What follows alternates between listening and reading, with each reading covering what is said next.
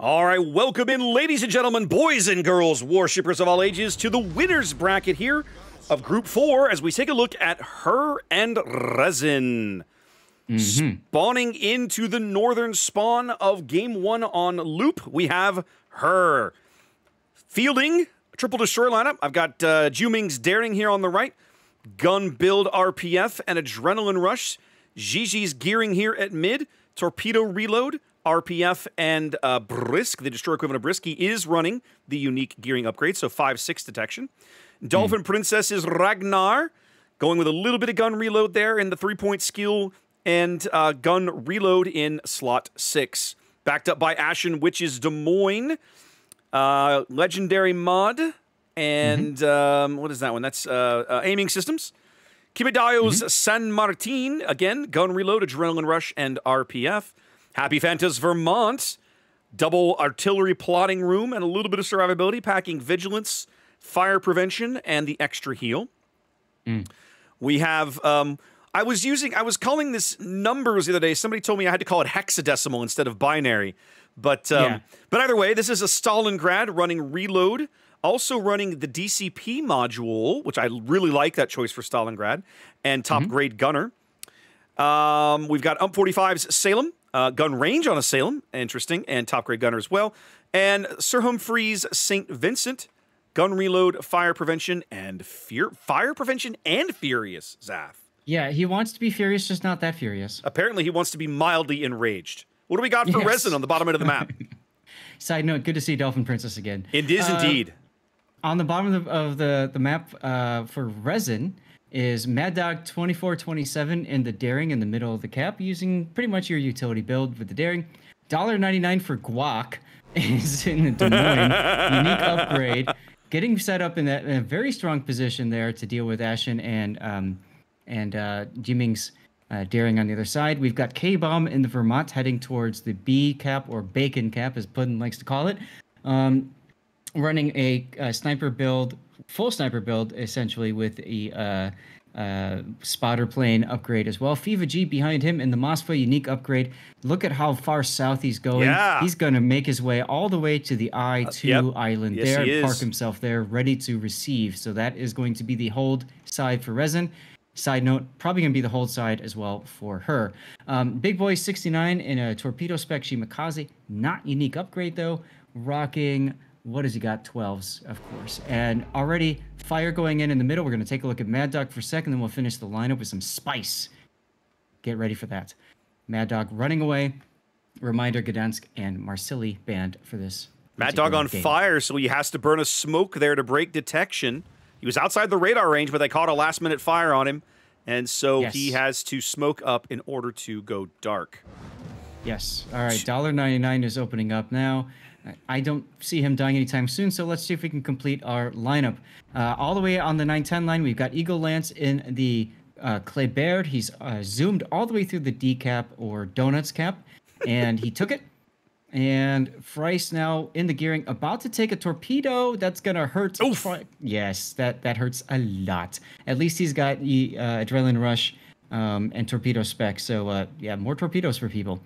Alger, the Smoke Hider, is in a Des Moines unique upgrade Des Moines, working his way right behind Fryce for that smoke. And then there's Peyton, the Rock Hider, in an incomparable SeaRaptor with all the sniper fixins as well.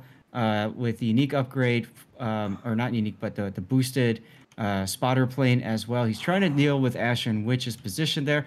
I like the idea behind this. I'm just curious how well it's going to work for them. Personally, I'm not a fan of Incomparable Raptor. I think Incomparable has some really interesting corner cases in certain matches where she's very, very valuable.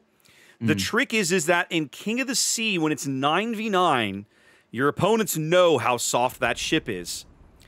And Incomparable is a ship that likes to be stealthy. She wants to only fire her guns periodically when she has preferable angles or a really vulnerable target, that kind of thing. And if you're going to invest in a battleship in King of the Sea, Zath, you really want those guns to be pumping every chance they get. And Incomparable, unfortunately, tends not to play that way for very long. She doesn't have the health pool or the armor scheme to sustain it. So we'll have to see how Peyton manages that. And we can kind of see that already as Peyton's down to half health. He does have that heal, but yeah, he's just not pumping out shell after shell like you mentioned. Aubrey St. Vincent also getting whacked a little bit. Also has the heal, so whatever. The big question is, can they take care of numbers of Stalin? That's going to be the key, I think. Right now, I think most of the action is going to be at the C and the D cap because both teams have set up to receive pushes at A and B. And I just don't think you're going to see a lot of interesting play over there for a while. Maybe something eventually once Big Boy Shimakaze wanders too close to the San Martin and the San Martin figures out he's there and hits him with a radar. But before that, I don't see much going on over there. Vermont salvo is starting to come in on Des Moines. Here in the middle of the board. I'm trying to look at it from longer range. Does Kimi Dio does radar. Yep, there we go. Dio's got radio location, so knows that something's close by.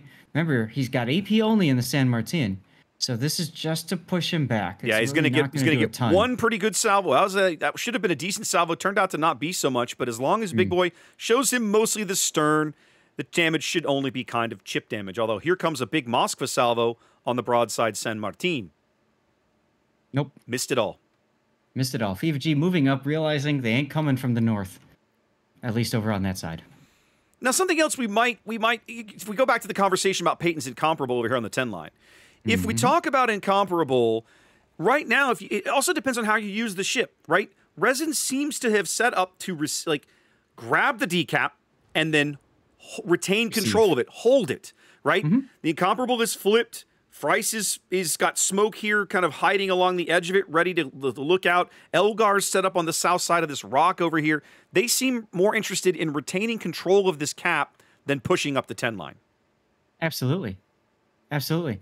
And I'll tell you, it makes sense, right? As the gearing now is in the cap. But yeah, it puts a timer on the game because you already have those points. Now, another thing I mentioned with Puddin earlier today is that Loop has a bit of a glitch. I don't know if you've been familiar to this or seen all the chatter in the Discord about Loop right now. Have you seen any of that? I have not. So there's a bit of a problem with the point tick of Loop. It seems like the points tick up faster or more rapidly than other 4-cap maps. They've asked Wargaming to fix it. Wargaming said, nope. Not until 12.10, which is obviously too late for COTS. So every team will end up playing the tournament under the same rules. But now, it's funny. I don't think I'd noticed it until you pointed it out. But we're only 8 minutes in, and yeah, you're right. These points definitely tick up faster than they do on Faroe Islands, which is the other 4-cap map we're working with right now. Right, exactly. Numbers is quite low. DCP out. Heal up. Starting to look rough here. Fryce trying to get resets on Gigi's gearing, trying to continue to play defense, buying time till they can get Elgar's radar back up. And that's coming in just a few seconds. Elgar focused on trying to burn out numbers. Hexadecimal, whatever you want to call it. Gigi's got Torps coming in, but seems to have a gap. Yep, good to go. And I think they are finally going to flip this cap, Zath. I don't think they're going to be able to stop it. What is fire chances? Exactly what Elgar's saying right now is I'm sure he's gone for full fires with flags and stuff, and he ain't getting anything. He ain't getting nothing right now. Oh, wait. But it's the salvo. It's the salvo from K-Bombs Vermont. Look at that shot at 18.5 kilometers. The Stalingrad backs up too far, and how many times have we seen that happen? They pay the price. Yes. Someone do me a favor and clip it from chat, because I'll tell you what, I was watching that, and then I'm like, I'll bet you. Yep. And then sure enough, right then, boom, here come the shells. And so now, her grabbing the C cap, flipping the D cap, a cap advantage, going to start narrowing the points lead that Resin had built. It's going to be on Resin now to try to find a way back into the lead. Oh, they still have a lead, but just to retain the lead, right? They're going to have to make some kind of change to what they're executing at the moment. Yes. Yes. Nice job by the way, of both Des Moines and the Charlie cap, or chocolate cap, as Puddin likes to call it. Neither have gone down. No. And they're all still relatively healthy, too. Weathering a tremendous amount of fire here, but nobody's succumbing just yet. I've played that Des Moines. It is not a fun position to play. Her keeps 2 radars still lurking around this cap as Mad Dog's about to step back on it. That will, I'm sure, draw out the radar from Ashen Witch, and there it is. Mm-hmm. Also, ironically enough, it detects K-Bomb, who was trying to stealthily work his way up that 4 line in the Vermont. Not so stealthy anymore. I was going to say, they had a pretty good idea where K-Bomb was, given the fact that the Stalingrad, he punched out the Stalingrad, takes a big bite out of Happy Fanta right there. Yes, he also punches Happy a little bit there. And Happy's like, all right, that's it. I'm going to use my defensive anti-air fire. Yep, exactly. Fine. Death to planes. Mad Dog's daring. Once upon a time. Go ahead. Once upon a time, there was a fun thing in the game where you pop your defensive anti-air and all your anti-air gunners just opened up on the sky. Yeah. I missed that day. Mad Dog's daring survives yet another radar, but again, cost him a ton of HP, and now he's out of heals, down to 5,600 HP here. I don't think Resin can pick up the sea cap again between the Ragnar and Ashen Witch. They got to punch out one or both of those ships to have a chance. Yeah, and so I'm looking at the minimap and I'm thinking, all right, well, you know, they got the Stalingrad. They should be able to go through D, right? No, they're not. No. They're trying. They're fishing. Fryce is fishing right now with his torpedoes. They're trying to get rid of the St. Vincent now, who's basically said, all right, I'll take the Stalingrad's place as my focus target. But you can see Sir Humphrey is in a kiting away position, essentially doing the same thing that Resin did at the start, right? Take the cap, dare them to come after him. So check out the information radar coming up here from $1.99. I love this because now that they know where the Ragnar is, they know the Ragnar's back off the cap. The Vermont salvo goes in on the Ragnar. They know that Ashen Witch's radar is down, and they know that Princess is a little too far away. Mad Dog can risk this again. But man, is he threading a very tight needle here because that radar line's about to catch up to him. Well, they also know that the daring Illuming is gone, right? So where did the daring go? Yeah. Is the daring going to rotate back to A, or is the daring someplace in the middle? That's a very important piece of board positioning that they just don't know where they are. Here comes the radar again from Mad Dog. They're going to get a little more damage out of him, but not before he's going to sneak away yet again. Yeah. Yeah. Wow. And look at Des Moines. But now Ashen Witch is definitely in trouble. The incomparable salvo going in, all kinds of shells falling in that general direction. Daring trying to buy some time there. And that tells them where the daring is. Next heal is 65 seconds away as the daring takes some punishment there that wasn't meant for him. Illuming just taking all the hits while trying desperately to push Ashen Witch out of the shells. Get down, Mr. President. 7.5 minutes to play in the game. 30 points between these two teams if both of them tick up 2 caps, Zaf, because the A cap has flipped for Resin. Mm-hmm. And so now, go ahead.